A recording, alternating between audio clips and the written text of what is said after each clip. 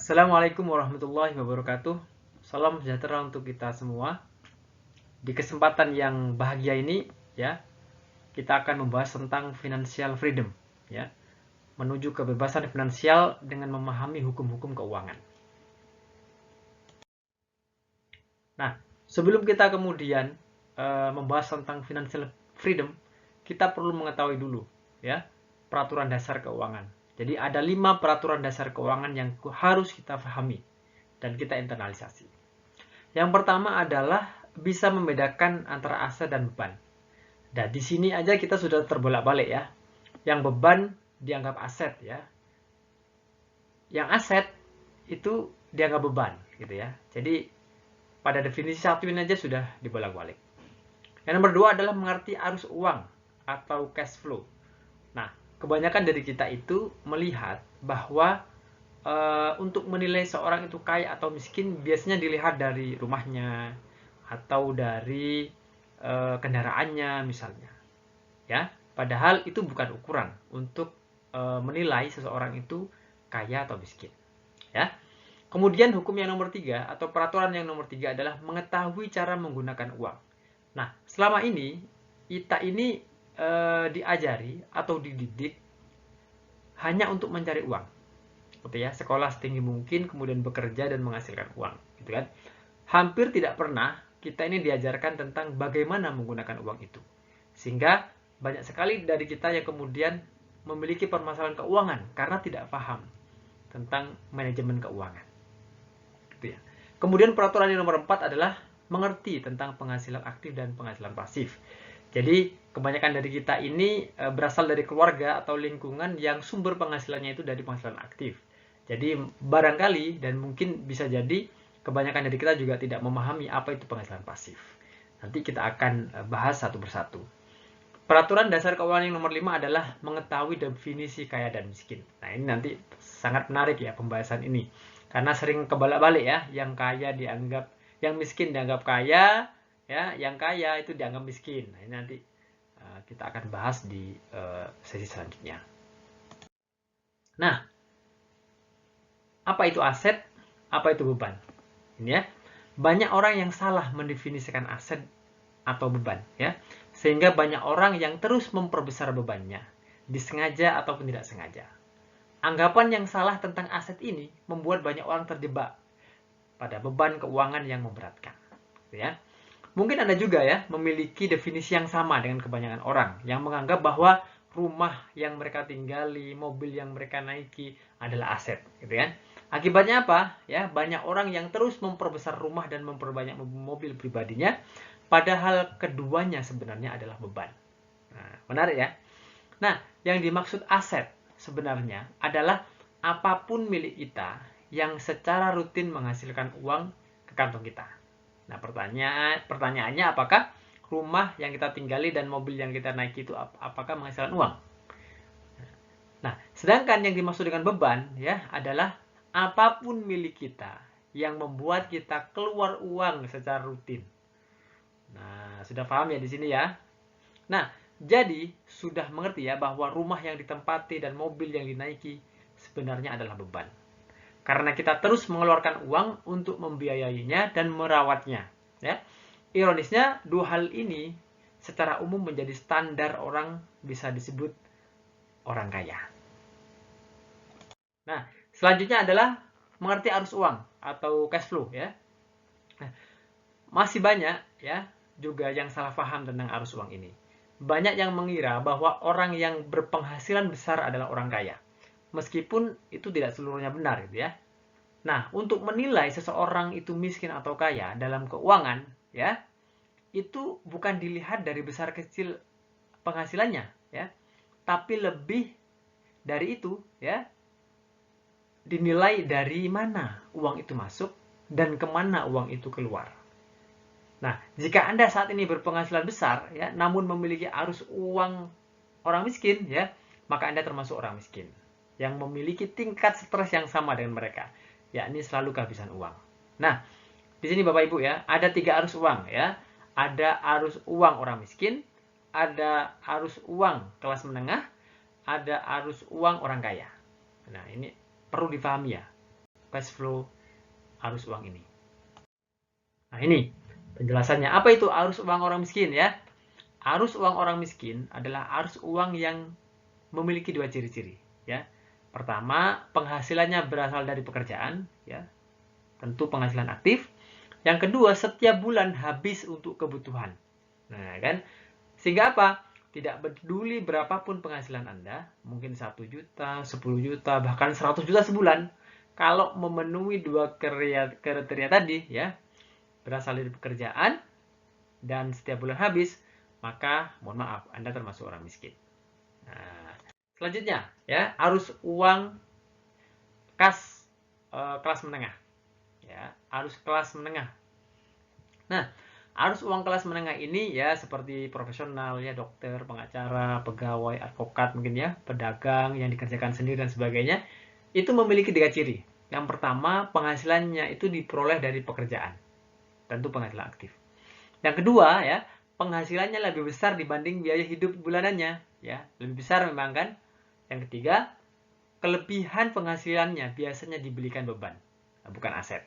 Seperti tadi ya, memperbesar rumah ya, menghias rumah, memperbanyak mobil ya, menambah mobil gitu kan. Nah, pemilih arus kas ini rentan jatuh ke arus kas miskin. Kenapa? Karena semakin hari semakin besar bebannya. Ya, karena kelebihan uangnya dibelikan beban gitu kan. Jika terjadi sesuatu dengan sumber keuangannya ya, yang penghasilan aktif, orang di kelas menengah ini akan kolaps dan jatuh miskin. Nah, menarik ya. Nah, selanjutnya adalah arus uang orang kaya. Gitu kan? Nah, arus kas orang kaya adalah penghasilannya berasal dari aset, bukan dari pekerjaan atau bisnis yang dijalankannya, ya. Asetnya itu bisa berupa properti yang disewakan, mobil yang direntalkan katakanlah, atau bisnis yang dikerjakan orang lain, saham, ya, investasi dan lain-lain sebagainya, gitu kan? Jadi, seberapapun besar penghasilan Anda, namun sumbernya bukan dari aset, ya, maka tidak bisa disebut sebagai orang kaya. Paham ya dari sini ya?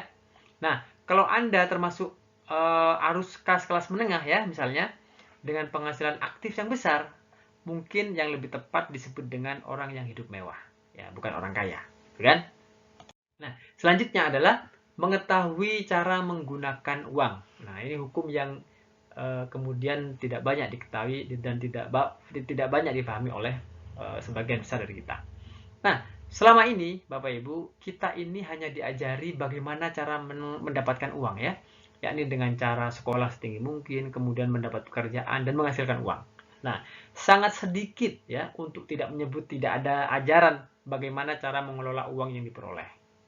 Ya, lingkungan kita, mungkin sistem pendidikan kita, ya.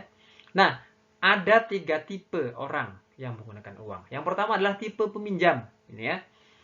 Orang tipe ini selalu membeli barang yang dia inginkan secara kredit ya. Mereka ini adalah sumber penghasilan para bankir ya Bapak Ibu. Setiap kali bisa melunasi barang yang dibeli, dia akan membeli lagi barang baru secara kredit, gitu kan? Yang kedua adalah tipe penabung ya. Tipe orang ini ya tidak suka kredit ya, dia nggak suka kredit. Tapi dia kumpulkan dulu uangnya, dia tabung, kemudian membeli barangnya secara cash. Tapi karena tujuannya mirip dengan tipe meminjam, yakni membeli barang ya, maka hampir mirip-mirip dengan tipe peminjam sebenarnya. Hanya caranya yang berbeda. Nah, yang nomor 3 ini adalah tipe investor ya. Tipe ini adalah tipe orang yang nantinya akan menjadi orang kaya ya. Dia rajin menyisihkan penghasilannya dengan membangun aset. Mereka kebanyakan menunda kenyamanan ya untuk sementara waktu demi membangun sumber-sumber uangnya di masa yang akan datang. Nah, kita ada di mana nih? Tipe peminjam, ya, tipe penabung atau tipe investor, ya. Nah, selanjutnya adalah mengerti tentang penghasilan aktif dan penghasilan pasif. Apa itu penghasilan aktif ya? Kebanyakan dari kita itu sejak kecil hingga dewasa hanya mengetahui sumber penghasilan aktif, yakni jenis penghasilan di mana kita menukarkan waktu kita dengan uang. Kita bekerja dan mendapatkan uang, ya. Kebanyakan dari kita memang berasal dari keluarga dan lingkungan yang memiliki sumber penghasilan dari jenis penghasilan aktif ini. Nah, selanjutnya penghasilan aktif ini berasal dari pekerjaan, honor ya, ataupun dari penghasilan yang dia dapatkan dari usaha yang dia kelola sendiri, ya. Uang jenis ini, menurut Robert T. Kiyosaki, itu disebut dengan uang yang salah, karena tidak bisa membuat orang menjadi kaya. Mereka yang berpenghasilan aktif besar, biasanya hidup mewah dan menumpuk banyak beban. Akhirnya apa? Stresnya luar biasa, ya. Dan penghasilan jenis ini disebut dengan earned income, ya. Biasanya didapatkan dari pekerjaan, bersifat sementara, ya, tidak dihitung dalam nilai kekayaan, ya, dan tidak begitu bermanfaat secara jangka panjang kepada anak cucunya. Dan umumnya itu tanpa sistem. Jadi dirinya lah yang kemudian menjadi asetnya. Kalau dia tidak bisa bekerja, maka dia tidak bisa menghasilkan uang. Itu disebut dengan penghasilan aktif atau active income. Selanjutnya adalah penghasilan pasif, ya. Selain dari penghasilan aktif, ada sumber penghasilan lain yang jumlah uangnya itu 95% di dunia. Namun hanya dimiliki oleh 5% orang saja, yakni penghasilan pasif atau passive income.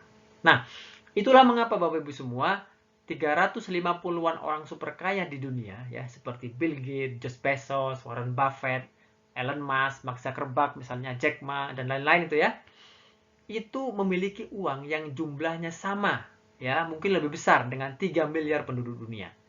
Coba dibayangkan. 350-an orang itu hartanya sama dengan 3 miliar orang di dunia. Dulu, hanya anak orang kaya yang mengetahui penghasilan jenis ini. Seiring dengan terbukanya informasi, setiap orang sekarang sudah bisa mengetahuinya. Dari buku-buku, dari literatur, dari karya-karya orang-orang kaya dan segala macam. Nah, sumber penghasilan pasif ini berasal dari aset yang telah jadi. Gitu ya. Pada awalnya mereka membangun aset, itu tidak langsung mendapatkan uang. Namun, jika aset tersebut sudah jadi, maka dia akan terus menghasilkan uang meskipun dia sudah tidak bekerja. Menarik ya? Penghasilan jenis ini disebut dengan residual income, ya. Didapatkan dari aset, bersifat permanen, dihitung dalam nilai kekayaan, dan sangat bermanfaat secara jangka panjang untuk anak cucu, ya, karena bisa diteruskan dan diwariskan. Dan umumnya ini melibatkan banyak orang dan sistem. Nah, penghasilan jenis passive income ini oleh Robert T. Kiyosaki disebut dengan uang yang benar. Nah, selanjutnya adalah mengetahui perbedaan kaya dan miskin. Nah, ini sering terbolak-balik ini, sering salah paham. Selama ini kita menilai orang itu kaya biasanya karena rumahnya besar dan mobilnya mewah, gitu ya. Padahal belum tentu Bapak Ibu, ya. Jika sumber penghasilannya dari penghasilan aktif, berarti itu adalah orang yang hidup mewah. Itu aja ya. Beda ya, orang kaya dan orang hidup mewah itu berbeda. Nah, semakin besar penghasilannya, semakin stres karena kebanyakan uangnya itu digunakan untuk memperbanyak beban, ya, lifestyle, gaya hidup dan segala macam itu ya. Nah, semua dari kita, ya, bekerja sangat keras agar kita bisa hidup makmur. Ya kan? Kita semua ini bekerja sangat keras ingin hidup makmur. Namun, karena kecerdasan keuangan kita rendah dan kurang memahami hukum-hukum keuangan, maka seolah-olah kita ini semakin jauh dari apa yang namanya kekayaan dan kemakmuran. Malah, karena manajemen keuangan yang keliru, ya, meskipun memiliki penghasilan yang cukup, ya, penghasilan yang besar, kita malah cenderung mendekatkan diri dengan kemiskinan. Kenapa? Karena semakin hari semakin besar beban yang kita tanggung. Nah, ini Bapak Ibu, ya, kaya dan miskin, ya. Kita bisa menilai seseorang itu termasuk orang kaya, ya, jika berpenghasilan pasif lebih besar daripada biaya hidupnya. Hanya dengan penghasilan pasiflah seseorang itu bisa disebut sebagai orang yang kaya sejati. Nah, sedangkan yang dimaksud dengan miskin berarti sebaliknya dong, ya, yakni pengeluaran lebih besar daripada penghasilan.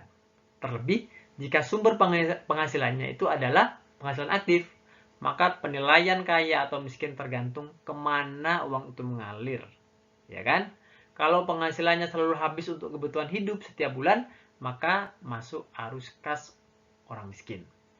Kalau kelebihan penghasilannya digunakan untuk menambah beban, berarti masuk arus kas kelas menengah. Paham ya? Nah, cara mudah untuk mengukur kekayaan adalah dengan mengukur indeks kemakmuran masing-masing, yaitu penghasilan pasif dibagi biaya hidup, ya. Jika indeks kemakmurannya lebih dari 1, berarti kita makmur. Jika indeks kemakmurannya jauh lebih besar dari 1, berarti kita kaya. Nah, sekarang bagaimana agar bisa kaya sejati? Ini kita mulai masuk ke financial freedom, ya. Caranya bagaimana? Langkah pertama apa yang harus kita lakukan? Ya, pertama hilangkan kredit konsumtif.